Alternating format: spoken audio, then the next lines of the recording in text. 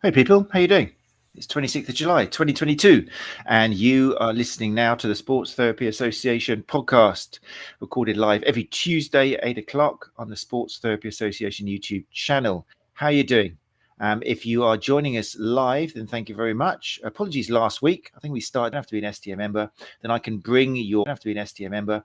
Then I can bring your comments and questions for guests up onto the screen. For example, now Nikki Mansfield is saying, sorry, Matt. Oh, sorry, Matt, I'm going to miss this one. I'm watching the Lionesses smash the semi-final. Have a great one. I'll catch up tomorrow. Well, yeah, that wasn't the kind of comment I thought we were going to open up the show with, Nikki. But thanks for coming in and letting us know. But yeah, you can come in and let us know if you're not going to make it if you want to. Of course, you don't have to join us live. If you don't, then everything goes out as a podcast, and you can listen to the podcast on all popular podcast apps, including Spotify. Or if you want to watch the video, which I recommend, then you can go along to YouTube, where it will be forever. And of course, you can go to the STA webpage, which is the sta.co.uk. And all of the podcasts are on there in video form, along with all the show notes and the links and details and all that sort of stuff. So that's how to join us. People are coming in now, happily to say. Hopefully these are not just telling me they can't come here tonight. Hey, Glenn, how you doing? Glenn Murphy is here. And also Stephen Barr has come in the room. So we do have a load of regulars who come in. They're all soft tissue therapists. So it's a great way to network. I do recommend it. If you are interested in sports therapy, if you're a sports therapist or sports massage therapist yourself, and indeed if you're interested in what the STA is all about, but you don't have to be an STA member. Bam, done. Tonight is a particularly good one to join, because what we're going to do once a month is we're going to have a Have Your Say episode, which is basically where we're going to chat, take questions and chat about the podcast we've had. For example, this month it's been all about the foot and ankles. We'll have more about that coming up later on. Also, it'll be a chance to chat about what's coming up in the next month, and also a chance to have your say about anything to do with the sports therapy industry and sports massage therapy. Any questions you might have, whether it's related to the STA or outside the STA. And there'll be people dropping in from the STA team who will be here to talk about what they've been up to, what the STA has been up to, and what is coming up in the next month. So it'll be a great get together, really good networking opportunity. So if you are one of our 2,000 odd listeners to each episode, and you're thinking, actually, I'd quite like to join us live, then just what it's going to be is, starting from September, will be the first of the month. Just to make it simple, the first of the month will always be a Have Your Say episode to talk about the previous month's podcasts and the podcasts coming up. There you go. That's how it works.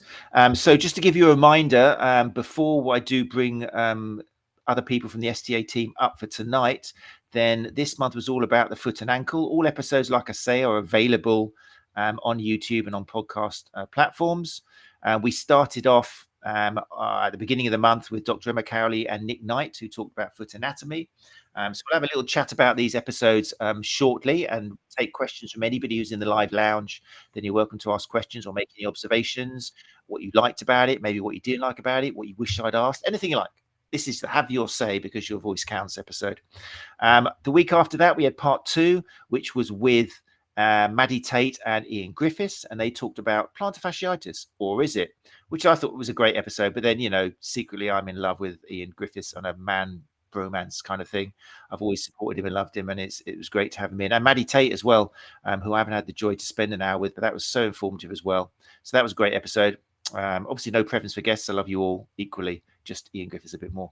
The week after, which was last week, we had the fantastic James Earls and Lucy Wintle coming in and talking about the evolving foot, which is a fascinating chance as well, to hear about knowing about how the foot has evolved since man apparently first took steps on the earth. Whether that's true or not, whether he came from a spaceship, we don't know, but it looks like probably man did evolve to become what he is today.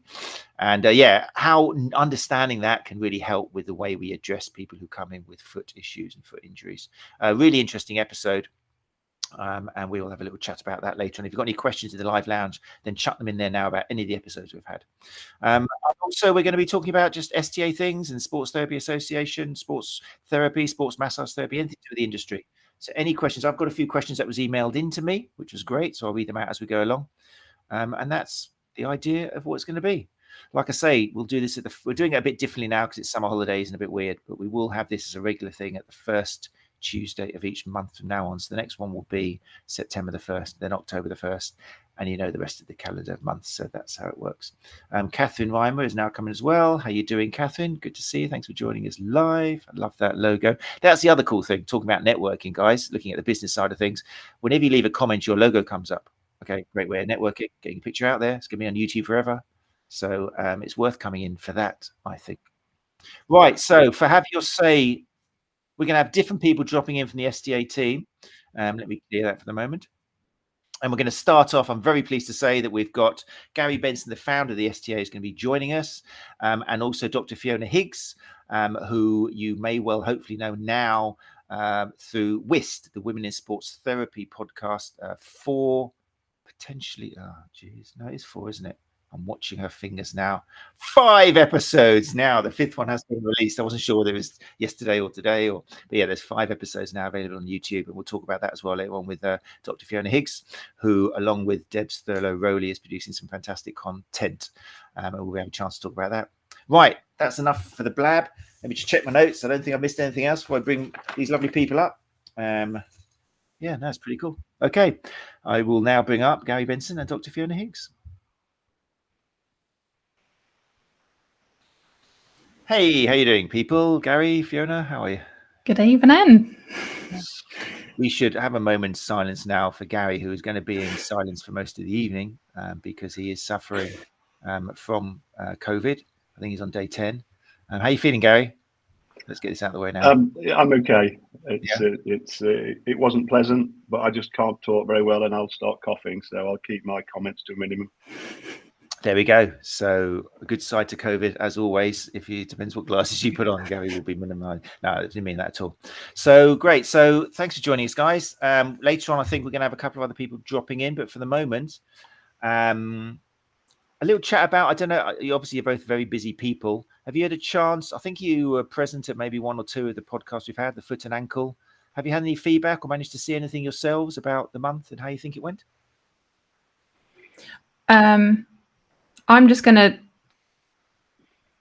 exclude myself from the last few weeks of the podcast just based on how busy I've been in previous weeks. So unfortunately, Gary might have to have a stab at talking on this one. Well, I joined the first one, and I lasted, I wanted to listen to James talk because I'm a big fan of his, and I lasted about half an hour before I was just coughing so much I just had to make my excuses and leave. But what I found interesting is that we've got the foot and ankle month going on, but the amount of content on social media, Catherine's a good example there. She's been doing about plantar fasciopathy. She's doing about Morton's neuroma this week. So, we are sort of creating content and stimulating people to research more and produce their own content. So I think it's really good. And I was just sat there thinking, yeah, that's my foot he's talking about, really high arches, big toe, very rigid and things like that. So I'm going to listen back to them because I'm only just back to work this week after a couple of weeks off. So really interesting stuff. Neither of you should feel guilty at all, because I know, and this goes to anyone else who is maybe listening to the podcast and thinking, oh, I haven't a chance to. There's no obligation to listen to it live. The only reason I do it live is because I like the spontaneity of it. I think for me personally, and the feedback I've had is that it kind of sounds quite interesting if it is live. People are saying what's on their mind at the time. And there's no editing, and it's just, I like the way it moves. So even if there's only 20-30 people in the studio, then that's fine, that's okay, we'll still record it that way. But don't feel obliged that you have to come in. That's why it's a podcast as well, and that's why we get far more downloads this year than we have had people joining us, because it's probably easier. 8 o'clock on a Tuesday night, people are just relaxing on their feet up, apart from us and the people who joined us in the live lounge. So yeah, no, it was a great show. People who, if you haven't seen it yet, I mean, things that I took away, and people who are joining us in the live lounge, you're welcome if you came along and saw any of them to chip in and ask any questions. I've had a few questions from people who emailed in, but let me just bring up and remind people what it was. So we did start off with Nick Knight and Dr. Emma Cowley. Let me just put this on a solo. If you're listening to the podcast, you can't see this, but I've just brought up on the screen a little screenshot of who we had on the show. And Yeah, it was wonderful. I mean, Nick Knight's been on the show before. He's the Members Care and Sports Podiatrist and owner of NK Sports Podiatry, and I've been acquainted with him. I've even been to see him. I went to see him when I had all sorts of things I wasn't sure about and needed to see a podiatrist. And he sorted me out and gave me some great advice. And Dr. Emma Cowley was a pleasure to listen to as well. But one of the things which I took away from that, because this is great, I love my job, CPD, free CPD, which is all free CPD for you guys as well. But I did love the way that they both admitted that they change what they say to clients all the time. They're not embarrassed about it. And in fact, they highlighted the fact that often it's the therapist who worries about saying, oh, you know what we were doing last month? I'm not going to do that now because, you know, I've just been reading this and talking to colleagues and now we're going to try this. And it's something which I know when I was younger as a therapist, I was worried about. It's almost like you're doing a U-turn. And it shouldn't be a problem. That's what politicians do, isn't it? They keep saying, yes, Brexit all the way, even though they know it's not quite right, which says you change their mind. But they just think, I can't back out now. So they just keep doing it until they resign and leave and it all crumbles. But for therapists, it's fine. That was a bit political, wasn't it? For therapists, it's fine, isn't it? You can change your mind. And if anything, Dr. Emma Cowley was saying, your patients will enjoy it. They expect you to kind of twist it. Is that something you've come across, Gary or Dr. Fiona? Dr. Fiona, that sounded like I'm talking. I was just call you Fiona for now. But yeah, was that something you've found with your own practices, that changing your mind is not as fearful as it? Well, I about in 2017, I stopped clinical practice just because of capacity. A lot of things happened in my life at the time, and I was working 20 hours a day, and something had to give, and my clinical practice was the thing that was easiest to change. But you know, if I go back to my original training course, you know, nearly 20 years ago, and look at the content and what I was taught and the reasons, the narrative that I gave to my clients. If you look at my early clinical days compared to my later clinical days, there was a 100% difference. And you know, when I first started, 90% of what I did was manual therapy and 10% was education and movement. When I finished, 90% of what I did was education and movement, and only 10% was manual therapy. So I think I did evolve as a therapist, and I still do get involved a little bit if Jake's in clinic and he's got a complex case, or he's away, for example, like he's away cricketing for the army this week. So sometimes I will take one of his clients who probably used to be one of my clients, and I do explain that, you know, how I treat now is totally different to how I used to treat before. So yeah, I think we all evolve, but I don't think we just evolve as a therapist. We evolve as a person. That's deep, Fiona. You got to finish. You got to follow that now. Yeah, I don't know how to follow on from that. But it's very true. Have you found it in your life? Yeah, you've been worried about changing your mind? Is that something you've feared at any point? Absolutely, and I think like it's similar to Gary, really, that you kind of evolve as a therapy practitioner and take on information from different sources and actually learn from clients themselves. But sometimes also, you know, I think the first thing that I was thinking of when you were talking about, Matt, like that episode, is you should perhaps put on kind of like a consideration or flip it so that you're imagining a scenario with like a medical practitioner or a dentist. Like if you go into a dentist practice and you're having a certain type of procedure done and they get information that there's evidence that something else might work better, say last longer or whatever, you'd expect them to use the best approach. And we're exactly the same as therapy practitioners in whatever field we work in. But also to what Gary was saying, yeah, like just you pick up new bits of information and you kind of learn that you have to act in their best interest and telling them and educating them as part of the job. So if you know something that they don't, then if you filter it down, it reaches the masses much quicker. Definitely. So, yeah. I like that analogy. I like it. Yeah, there's been quite a lot of subject matter on various Facebook groups, and a lot of it is centered around, you know, oh, I've got this client, I don't really know what I'm doing. Can anybody shed any advice on that? And to me, I've got a rule of thumb. If I don't know enough about it, then I will find out the right person to refer them to. And I'm doing that in the client's best interests. it's not about me. It's about them getting the best outcome. And, you know, clients actually pay us for an outcome. They don't pay us for our services, for our dry needling, for our cupping, for our manual therapies, for our exercise rehab. They don't pay for our experience and our training and the 20 years of investment in time and money we put in. They're paying us for an outcome. And if we're not the right person to deliver that outcome, then ethically and morally, we should be sending them to the right person to get that outcome. They will come back to us and they'll trust us more and they'll respect us more for being honest with them. And that's why I think we develop as people. And, you know, I've got this thing about CPD, for continual professional development. And I say to lots of people, it's continual personal development. So, you know, my CPD policy is quite open. If you want to do something that develops you as a person and makes you a better therapist, even though it's not therapy based, I'm more than happy. Very cool. Yeah, I like it. It's a new business. Well, I don't know how new it is, but it's a business model which a lot of people don't entertain, isn't it? Just do what's best for the client, even if that means sending them to somebody else, because it will, like you say, come back onto you. People will respect you for getting fixed. They don't care everything you've done and all the courses. If they get fixed with someone else and you were the one who told them to go there, they'll remember you, won't they? It's a powerful business model. It's true. Okay, so yeah, people, check it out. We're going to move to the next one now, because if you're interested in that sort of conversation, then go along and listen. Go and listen back to it. It was the beginning of this month, and it was the foot anatomy one with Dr. Emma Cowley and Nick Knight. The week after that, we had Ian and Maddie Tate, who were talking about plantar fasciitis, or is it?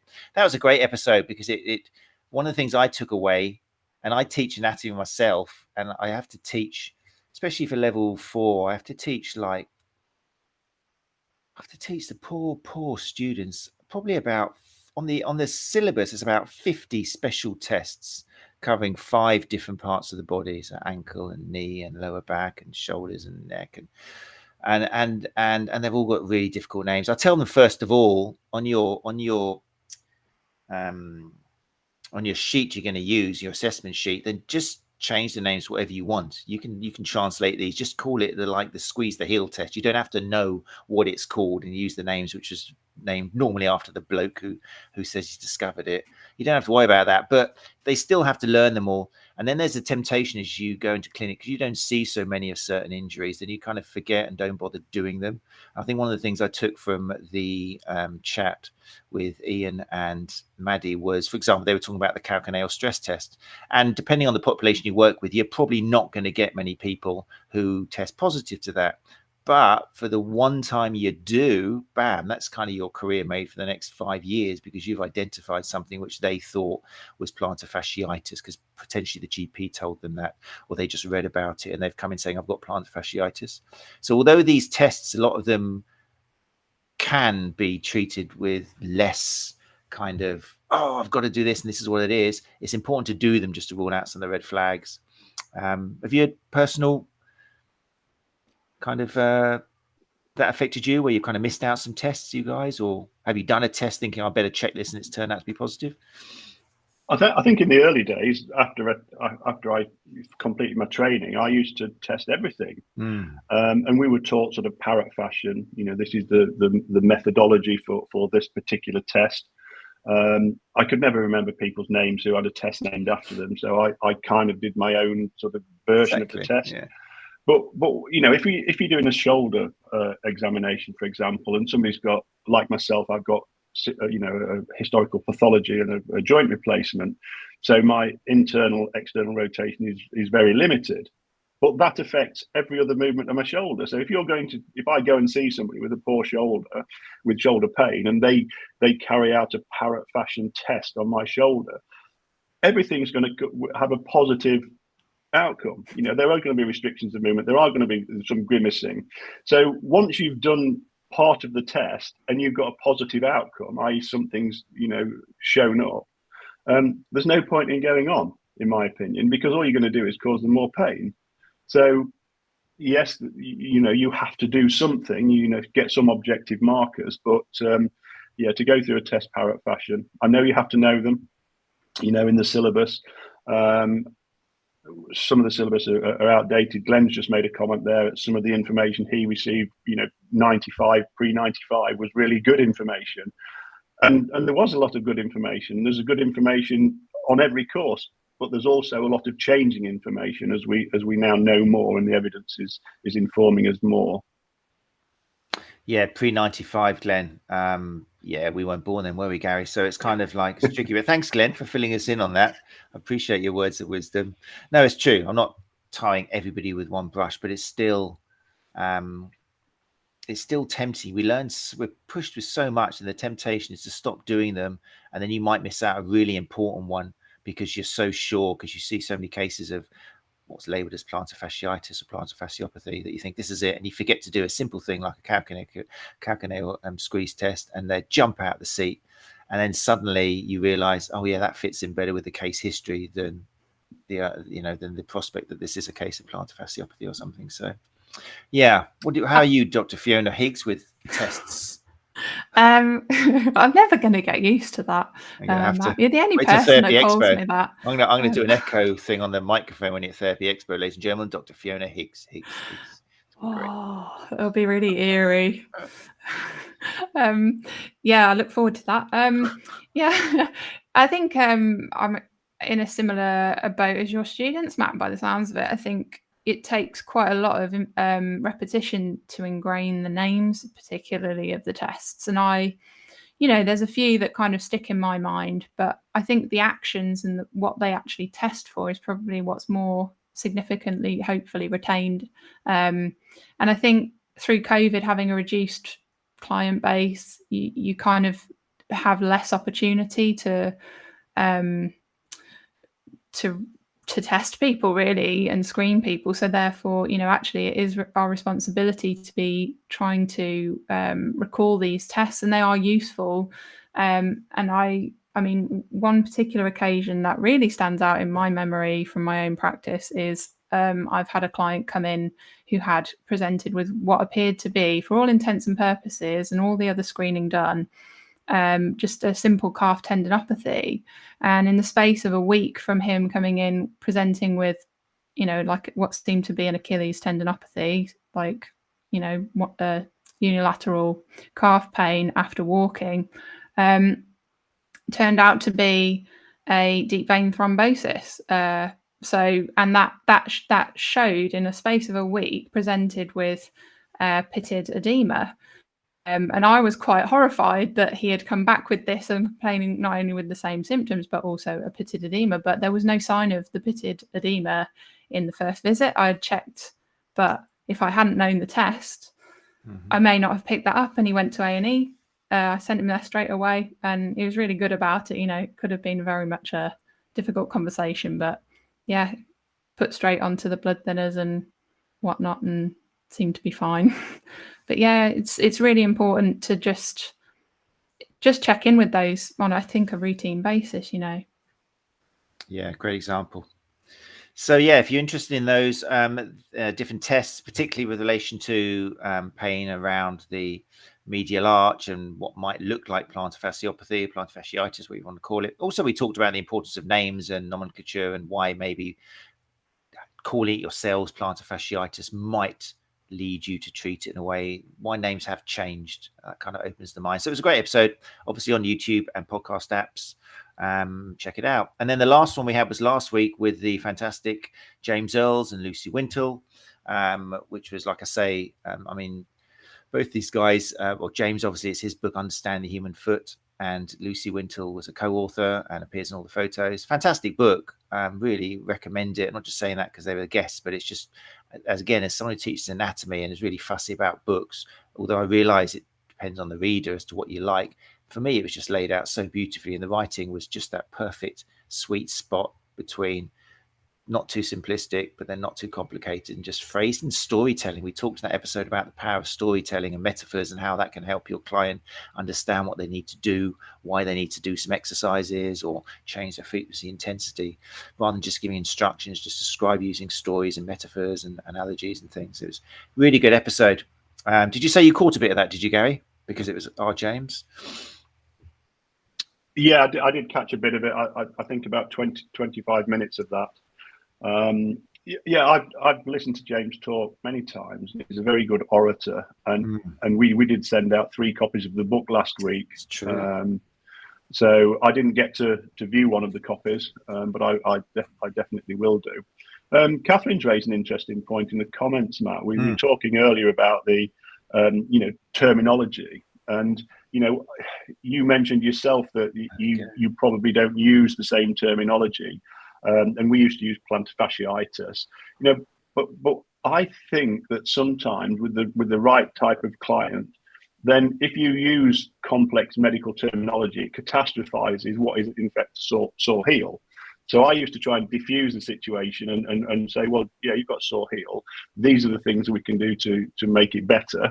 And these are potentially the things you're doing to make it worse. So it is about the language we use and whether we catastrophize or otherwise. But Catherine's put in there that it's always daunting putting posts out on your business page, because what if you're going to put the wrong thing? Well, I say, Catherine, that when you are creating these stories, as we spoke about in our conversation I had with Catherine a few weeks ago, you can always go back and you can add to these stories. You can always tag in a client that may have a suspected Morton's neuroma, and you can update and say, well, this is what I thought then, but I've done some extra research, and this is what I think now. So instead of doing that, rolling it on an ice ball or whatever, we're going to be doing this type of exercise this week, and we're going to see which one is best for you to get you the best outcome. So don't be afraid to put information out there, as long as you are happy to correct yourself later in the day if it turns out that the information has changed. Good point, Catherine. Yeah. And also it's weird, isn't it? Because you got to think, when you're putting out posts, obviously no clients are going to criticize you, no patients are going to criticize you. Who are the posts for? Because that's tricky, because we do live in an age where the people who jump on you will be other therapists, often people who will smile at you and shake your hand at Therapy Expo or whatever, and then they'll be, I can't believe you're using that word, ha ha, smiley face, tongue sticking out, eyeballs popping out, and they don't realize maybe, and I've had a go at this before, they don't realize the effect an emoticon, a little innocent emoticon with a tongue sticking out, can have on somebody who's put a piece out there.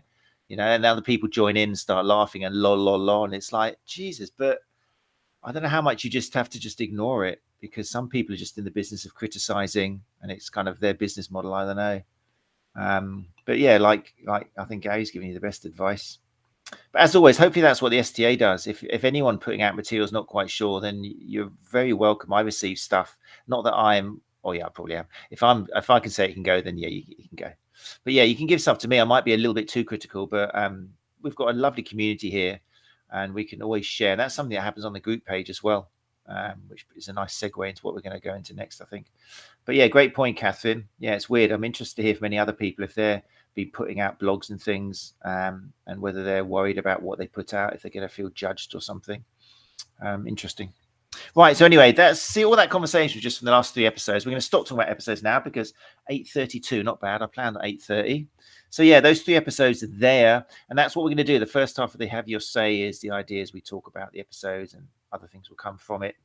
It doesn't have to stop there. If you listen to them and you listen to this podcast and you want to send something in, then send an email to matt@thesta.co.uk. We can pick up again next month when we have our Hear Our Say, if there's something you want to talk about or ask a question about. Becky Carroll sums it up here. I love this. Of course, Becky's in here now. Becky says, don't take criticism from someone you wouldn't seek advice from. We should really end the show there. It's beautiful. It's a good one. It's very true. Thank you, Becky. Yeah, I love it. Oh, here we go. Stephen Barr. Let's continue this. People are popping their heads up now. Stephen Barr says, one of the best things about the STA is the community. ... This is what I want to talk about now, because it's been a lovely month on the open group. For people listening to podcasts, there's the STA Sports Therapy Association open group, which obviously anyone can join. And there's some great networking there, and people just sharing. And it's kind of I can't really say post-COVID now, with Gary sitting there suffering the consequences. But one of the things COVID does was get people talking more and sharing and asking for advice and getting with this competitive kind of streak. And it's really seen on the STA open, on the open book page, in the group, sorry, it is. So if you are a user of Facebook, I would do a little search on that, and it's, anyone can join it. There's some really good stuff. Plus, like Gary said, the competitions. It wasn't just the Lotus Publishing, was it? Understand the Human Foot. Also, you will see in there, I'm not just doing this to sell you, but it's just to give you an idea how we roll. This month we had Rockpod's Vibe, which is cupping with vibration. I'm not really the person to talk about that, but again, it was a chance to experience and try out some of the latest technology from Rock Tate UK. All you had to do was be in the group like a post and tag a friend. And I think that's over now because it was during the month. Physique management, I think they're still running an Are You Ready competition as well, which is all about putting together the perfect sports first aid kit ahead of the new season. So there's details about that in the Sports Therapy Association open group and more. There's loads of stuff. And also there was interesting debates and discussions and things. And I wanted to turn our attention to one of the things you talked about, Gary, which was advice you posted about watch out for calling yourself a physio or referring to yourself as a physio anyway. Could you expand on that? Because it caused quite a lot of discussion, wasn't it? Useful discussion. Yeah, so what happened at the start of last week is I came back on social media after having a week away and was disturbed, I suppose, by the amount of soft tissue therapists, graduate sports therapists, and even graduate sports rehabilitators tagging in their Facebook and or Instagram that they'd taken on a new role as a team physio, and with a hashtag physio, hashtag physical therapy. And I think it's really important that we respect that they are protected titles. We can't use them. Physiotherapy and physical therapy, we can't use them at all. So I had to contact a number of members, but also I contacted the admins of another group and said, are you aware this is happening in your group? It's something we as an industry should be, clear about, that we are not physiotherapists. We don't claim to be. And the argument was that the general public see our role as a physio. And one of the things that I mentioned in one of the threads was that a client went to see one of our members, had a successful outcome from a course of treatment, and was referenced on social media by a relative of the client. Been to the physio room, great physio session, highly recommend, brilliant massage. Now, HCPC picked up on this, and now nowhere on our members' website did it reference physiotherapy, physical therapy, and all the references were to the graduate sports therapy role that the member had. But HCPC have insisted that the member now writes to the relative of the client to put things right, even though she had no control over the wording that was put out by the relative. And there's up to £1,000 fine for each proven incident. So that's why I started the discussion, is just check. Now, I've just been onto my Facebook page, the Sports Therapy Association page, and we are categorized in the medical and health. And this is the one that I'm recommending to people, because we're not claiming to be a medical professional. We are in the sort of health industry, but it's the closest one. There was one which was you could put yourself as a massage therapist, which I thought sent out the wrong message, because we are not a massage therapist. We're a soft tissue therapist, or we're a sports therapist or a sports rehabilitator. But what I didn't know was that from time to time, your category can be changed by one of the Facebook algorithms. So it's worthwhile checking periodically that you are in the correct category, because even though you have no control over that third-party action or the third-party website, in the instance of one of our members, where tags were picked up from Instagram and Facebook, hashtags were picked up, and they were listed in a physio group, even though they're a graduate sports therapist. So you've got to take care of your online presence and check it regularly to make sure you don't fall foul. I've actually written to the HCPC on behalf of this member to explain what happened, and I await a response. Wow, pretty serious, big fines. Yeah, something which affects a lot of people, isn't it? We've just been joined, actually. He's just been doing his physio work, not physio work. Scott Loynes, who's the regional representative coordinator for STA. Wow, how you doing? You've just been doing pitch side work, haven't you, with rugby? Evening clinic at rugby, busy one.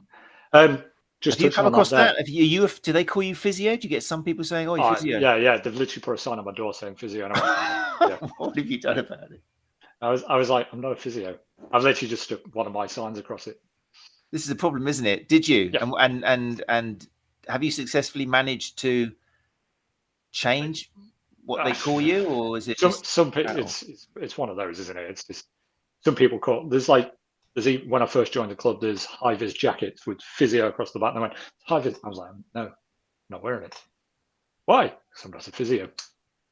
So I'm proud of what I do. In fact, I posted in the physio and therapist support group earlier on about one of my past experiences about being called just a sports therapist.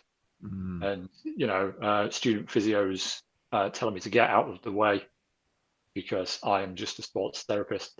Bear in mind, at this time, I probably had nearly 2 decades worth of experience, and they were a student physio. And they told me to get out of the way and let them deal with it because they are a physio. So, yeah, you get kind of looked down upon. But I'm very, very proud of what I do and my background. If I wanted to be a physiotherapist, I would have chose that background. It's tricky, isn't it? Because I can imagine with people saying that to you, then the quick fix solution would be, "Oh, I'll just call myself a physio then. No one's going to know. I'll put the physio top on." But as Gary explains, that can have consequences, serious consequences down the line. So I actually checked my Facebook the other day on the back of that. And in the about section, it said physiotherapist. I was like, I'm pretty sure, because I had mine as fitness. But because I think when you mentioned the Facebook algorithm there, obviously people kind of comment on things and put reviews and things like that and go, went to a physio session, brilliant, this, that, the other. And Facebook comes up, suggested edits, and it just does it. And I think that's what had happened. So I took that off.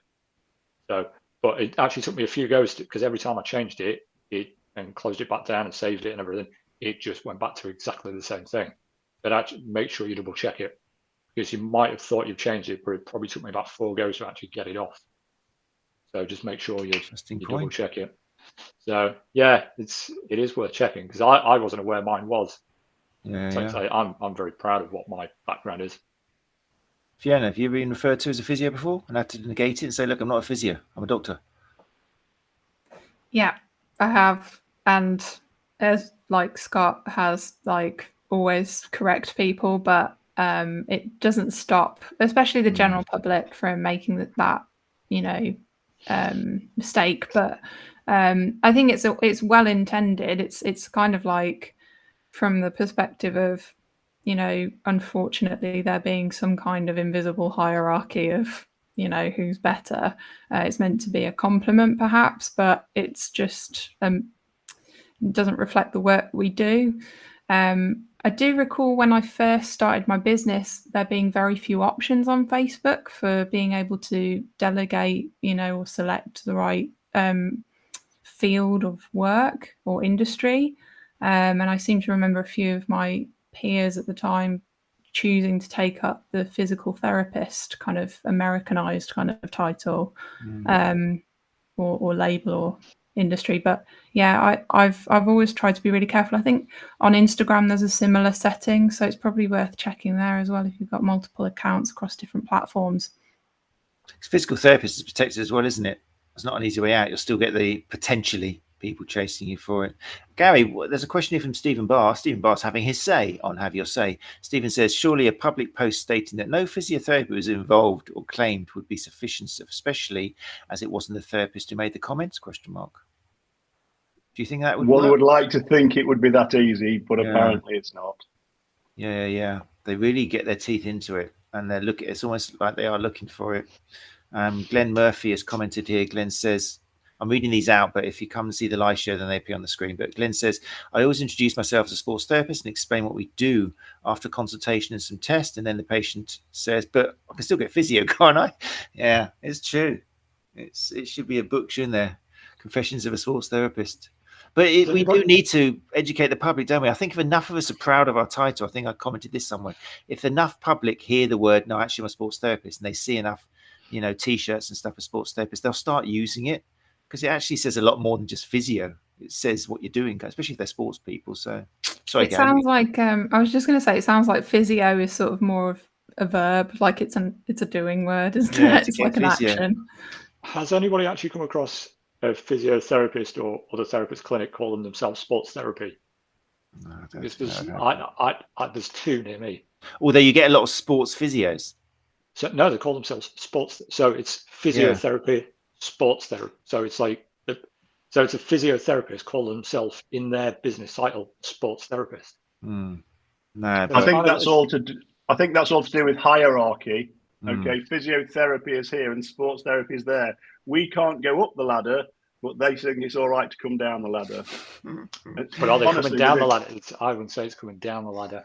Well, no, I wouldn't either. But I have probably 6 or 7 conversations a week with clinic owners who get in touch asking advice about employing a graduate sports therapist to work in their physio clinic because they can't fill the vacancies.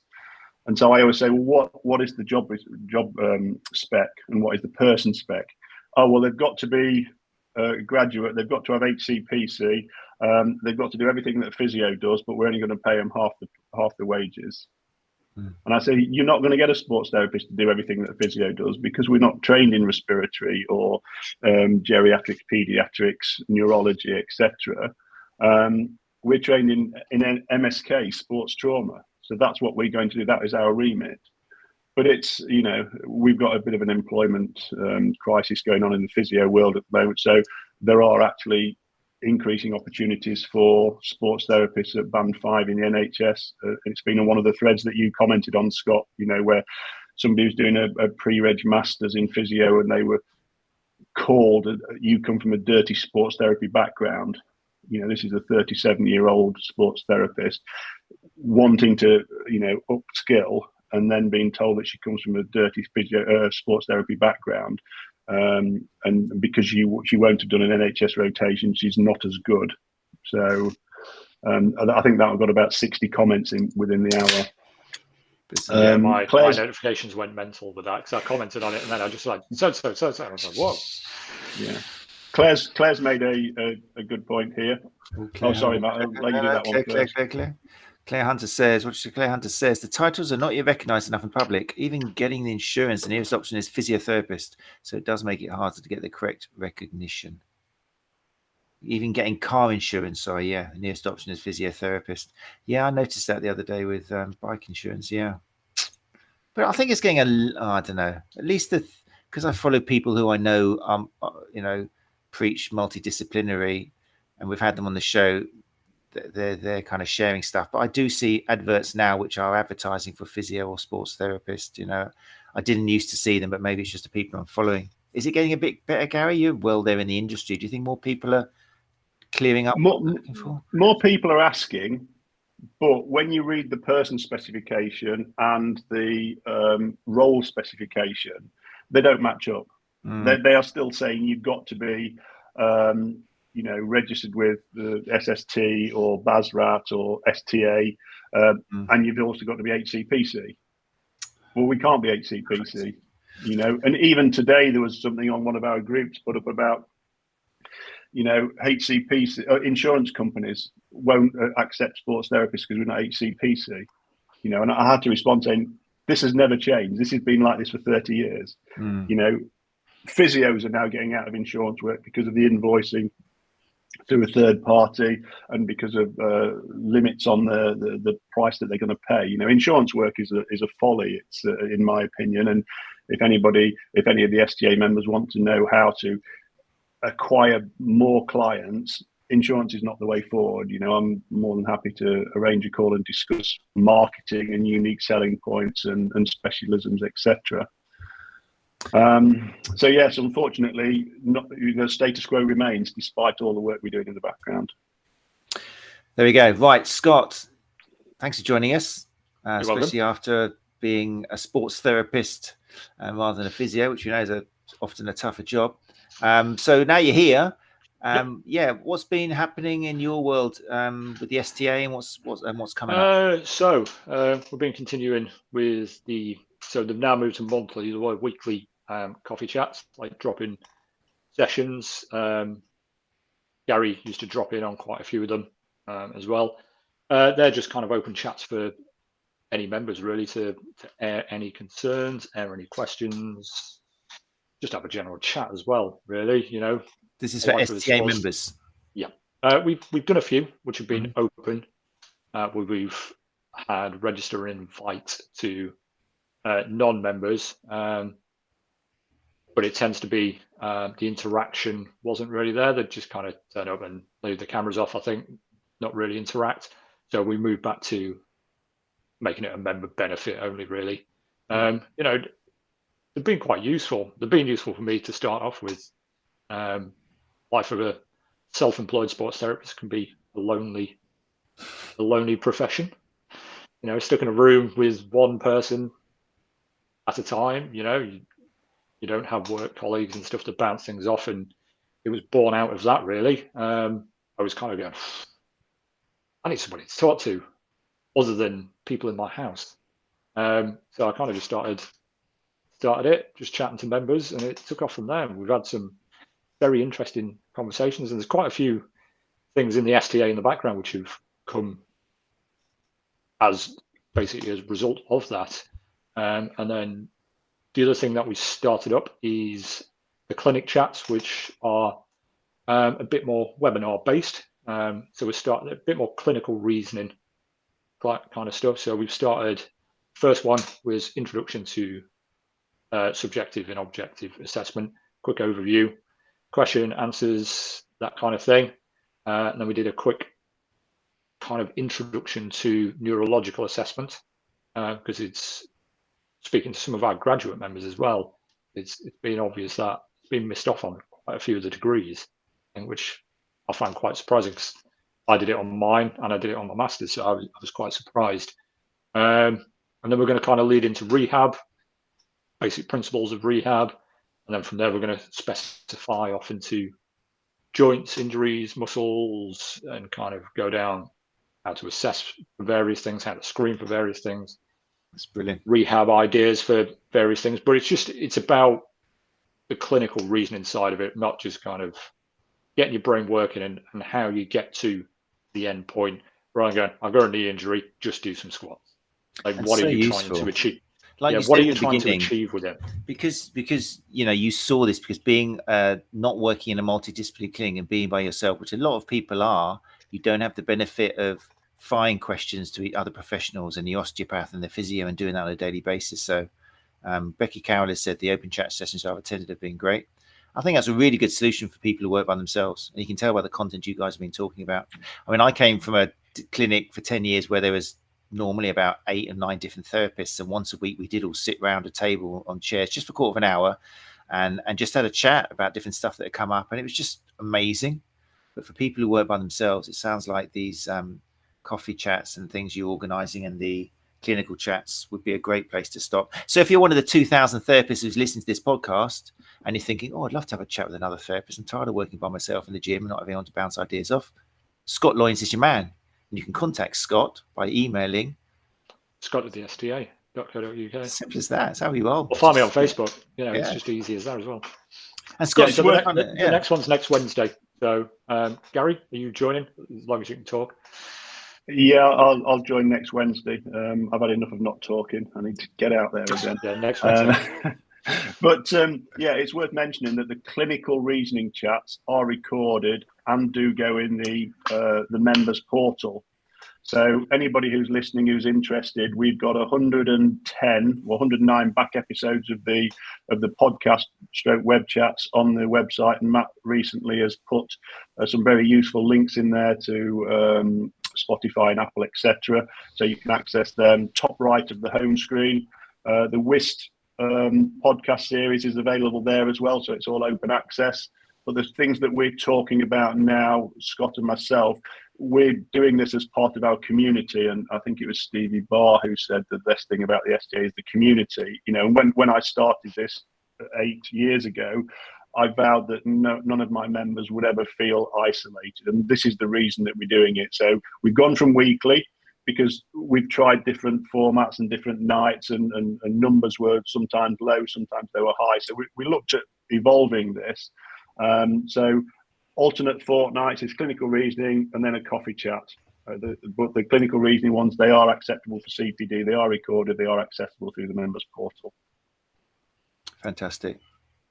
Right, we say the best to last. Well, not really, but Fiona, Whist has now got Instagram, and it's got Twitter accounts, UK_Whist, I believe. And as you corrected me, you've now got your 5th episode out now. How's that been? Exciting, no? It's been a wild ride. Yeah, just It sounds like a roller coaster when people say that. Oh, yeah, emotional. No, like I think Debs and I have both been really determined to. We've both got quite busy schedules, and I think from that perspective, and maybe the demographic that we're talking about, I suppose, in our podcast, Women in Sports Therapy, we're busy folk and we're trying to address a busy audience, I guess, and address a lot of health issues that are quite specific and maybe don't come up in conversation a lot. So while we're drawing from our own experience, and we, the first few episodes in particular, we've done a fair bit of research and reading on these subjects, and it's, a learning curve for us as well as, I suppose, hopefully for the people who are listening, about particular, health conditions or sort of areas of work and life that might be of interest to our listeners anyway. There been some great episodes. I mean, all of them, and I've been kind of retweeting stuff out there because, again, it's something which I think it doesn't get out to enough people. And I love the way that you and Debs are kind of stressing that it's not. I mean, it's going to be fantastic value, obviously, for female therapists, but it's not just for women at all, is it? If anything, I from what I've heard and chatted with you, I think there's even more of a benefit sometimes for guys to listen to it as well, given that guys are working with women. Would you agree with that? Yeah, I think there's certainly a lot of conversation that we have and discuss that perhaps men aren't often privy to. I definitely felt like the conversation in the most recent episode with Leslie Campbell, we discussed things that probably don't come up in your average conversation between genders or, between men and women. And how I think in particular things like menopause or perimenopause, the subjects that are quite difficult to talk about. We can say, oh, well, there's an open environment and, or, you can tell me anything, but sometimes that's just not what the person going through it wants. And it can be really difficult to deal with, particularly like hormonal fluctuations. It doesn't matter what stage of life, and even whether you're a man or a woman, trying to address that issue of like what's going on for you can be really hard when there's hormones involved. So it's a sensitive subject at the best of times, but if somebody's really going through a hormonal flux, like, it can be really difficult to talk about stuff. So hopefully in having these kind of more candid conversations on record, it's sort of a snapshot, if you like, into what might actually be going on there. I think it reminds me of what Gary said. Gary said a while back that CPD for him has continued for personal development, and listening to what I have from you guys, and also listening to the likes of Emma Brookwell and Grania Donnelly, who we've had on as guests, and the guests they've had talking about some of the experiences they've had and the issues. It is personal development, and it's probably going to help you a lot in your own personal life if you've got mums and sisters, and daughters. It's stuff that guys need to know about. I mean, my 7-year-old came home the other day and started telling me how he knew understand what a vulva was and testicles. And I just thought, this is brilliant. And he's 7 years old, and yet something happens before he gets to maybe 17 where you can no longer talk about that anymore, and you'll forget what it even means, and you'll get confused. And he's like, it's such a shame. And it's just society, isn't it? It's the taboos we put onto things. And absolutely, yeah. I think like all that we are as human, like at the end of the day, everybody is the same. And if you can't have a compassionate kind of conversation with somebody, it doesn't matter whether they're a man or a woman or whatever, just, understanding that somebody has an issue and trying to be empathetic is the main like point of having human communication. So I just think, yeah, like we should be able to just talk about these things, and I love that, like childhood innocence, you know, just like completely unencumbered by that's amazing. He was telling me, life. he was explaining to me at 7 years old how it was funny actually, because he was telling me how we're all born as women and that's why we've got nipples. I was thinking, this is really cool that he's kind of learning about, you know, embryo development and stuff and how it all changes. And I was repeating this probably to totally the wrong environment. I was outside the school gate with two other dads kind of listening, and one big hulking guy. And I said, apparently, Dylan was telling me that, you know, he was taught that we're all born as, you know, we're all women when we develop inside. And he turned around and said, "He said what to your kid?" I said, "Well, mate, yeah, I'm sorry, but, you know, actually at one stage in your life, you were a girl." And I felt good about it. But it was what I love about it is a taboo subject. It's weird. And if you hear it from the wrong person, then it can come across as something, or just the shutters will come down again. But the way you and Deb's managed to talk about it, for me, and I'm sure for the feedback I've had from a lot of other people, is just really nice. You open the doors, you talk about it. There is that sense of humor as well, and the way you guys click. So I hope you do. I know it's stressful, but I hope you do enjoy the chats as well. Matt, what I find really interesting, and I'm extremely proud of all of the STA team. And Fiona, you will back me up on this. We've had conversations in the past. Scott, we've had conversations where I've challenged you to do something outside of your comfort zone.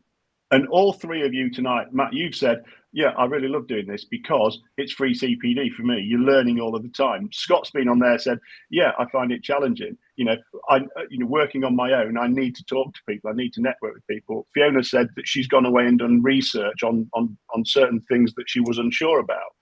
But Matt, you'll back me up on this as well. Last year at Therapy Expo, when Debs was talking, when Fiona was talking, you were both really nervous at the start. And literally, we watched you grow in 5 minutes of talking in front of an audience. That, to me, is why it's about personal development as well. So just having these opportunities to come on and have these sort of chats. I wouldn't have done one of these chats 2 years ago. Not at all. I would have been scared of what to say. But I think we've all come on as a team. We are developing as a team. And Catherine, you know, she's in the house again tonight. She's developing as a therapist. We had a chat last week, and the content that she's putting out now is fantastic. But, you know, sometimes we do need that little push to go that little bit further. I totally agree with that. And I think that, like, just the process, I mean, I think once you've got an idea of that there's a thirst for information on a particular subject, just through, I mean, the STA groups, the open and the closed groups, are both very active forums for discussion. And off the back of the STA this podcast, you know, we see a lot of subjects kind of coming up again and again, and knowing that there's this need for information, and then knowing that there's something that we can do to fill that gap and support the members is really motivating to actually go ahead and do it. And it's I'd say to anybody that's, like, you know, questioning maybe whether or not they've got anything valuable to share, like, you absolutely do. If you think that you know something that people might want to know, chances are there's people out there that want to know it. It's finding the courage to just share that. And, like, Catherine, you know, talking about your posts and worrying about that feedback, and Becky's totally right. Like, the people who want to know and need to know are the people that count. You know, there's always going to be people who've got negative things to say, but we just have to keep pushing the good message out there. Yeah, definitely. Go Team STA. I just got something in my eye, huh? It's a beautiful thing. Yeah. I mean, on Facebook today, Matt, our friend Mr. Scarsbrook, I was thinking that, at the Commonwealth Games, he put on there that he's been networking with members of other associations, and he has been extolling the benefits of being an STA, part of the STA community. So what I'm going to do, for the duration of the Commonwealth Games, anybody who's listening who wants to join and be part of the community, if you use the discount code GAMES20. You can get 20% off any of our membership packages, which start at £35 for a student, £60 for a recurring, and £75 for a single year membership.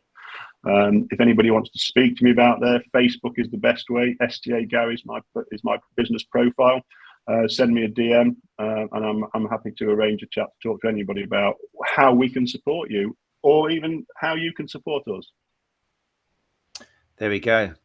Wow, this has worked better than I even thought it would in my head. This has been lovely. I feel all warm and cozy inside. It's been fantastic. So it's 9 o'clock, or it's actually 9:04. So we've gone over. I think that's a beautiful place to actually draw this to a conclusion. People listening to the podcast, there's loads to act on if you want. You can get loads out of just joining us through the podcast, or if you're interested in becoming a member of the Sports Therapy Association, then as you will now have heard, if you listen to the podcast, then there's an offer there of 20%, which I think brings it down to almost us giving you money. But yeah, we're already very cheap anyway. And sometimes it used to worry me saying that because you associate cheap with poor quality, but we're cheap because a lot of the other places are just charging too much. So you will be surprised when you find out. But hopefully the price will become negligible because you'll see the sort of thing which we get up to and the kind of support you can get in the industry, which often does present problems. And you just want to join anyway, but you don't have to. This isn't here as a sales pitch. It's just we are there. We just want people out there to know that the Sports Therapy Association can probably help you in lots of ways, which will benefit you. So there you go. So there we go. Right. So we'll do what I'm looking forward to. September the 1st, we'll do another one of these where we'll get together and talk about things. If you have got any things you'd like raised throughout the month, it's going to be throughout August now, then just send an email to matt@thesta.co.uk. It's very easy to contact us. For example, the people in this room, it's just the name of the person at thesta.co.uk. So if you want to talk to Scott at thesta.co.uk, you've got Fiona the same, and then Gary the same. Actually, just to interject there, I can see Gary shaking his head. He's already onto this. Debs and I have a shared email. So if you want to reach me or Debs or I don't know. My dad will shout at me because he's very into his grammar. If he's listening to this, sorry, Dad. We have a shared email. You can reach us at whist. It's whist. It's true. Yeah. whist@thesta.co.uk if you want to contact Fiona. Right, so there we go. The hour is up. Just to let you briefly know before we close this evening's procedures for the next two Tuesdays. So August the 2nd and the 9th, you're going to have Mike Grice of Movement Therapy Education in the host chair as I'm away for a couple of weeks. He is going to have with him special guests. Dr. Claire Minshaw will be on one of the weeks, and also Tim Allardyce will be back as well. So they're going to be some great episodes. If you haven't heard Mike Grice before, fantastic resource, huge friend of the STA, and a lot of you know him already, but fantastic person to listen to, and the guests will be amazing as well. Then I'll be back in mid-August because it's a 5 Tuesday month, then we've still got 3 episodes left to focus on, and we're moving up to the knee, and I've got 3 fantastic guests booked for the last 3 weeks in August on each of the Tuesdays at 8 o'clock, where we'll be looking at different conditions and issues to do with the knee. As always, make sure you're following UK_STA on Twitter and Instagram, or look for the Sports Therapy Association Facebook page or the open group if you want to stay in contact with us. And if you're interested in joining the STA, then just go to www.thesta.co.uk. I think that's everything. Gary, Dr. Fiona Higgs, Scott Loynes, anything else you think we should say? No, I don't think so. I think we've pretty much covered it all, isn't it? Okay. Well, thanks, guys. Thanks for joining us. And if you joined us live, thank you very much to everybody who joined us in the live lounge. Really appreciate it. And if you listen to the podcast as a last request, if you could just take some time, if you've enjoyed it, to leave a rating. 5's always nice, and a little review. It just helps us appear higher in Google search engine. That's all it is. So the good word of our speakers and the job we do will reach more people. That's it. Right. So I won't see you, but we'll be back next Tuesday at 8 o'clock, August the 2nd, with Mike Grice. And I'll see you in 3 weeks' time. Right. Take care. Look after each other. You can all say bye-bye. I feel like everyone should say bye-bye. Good night.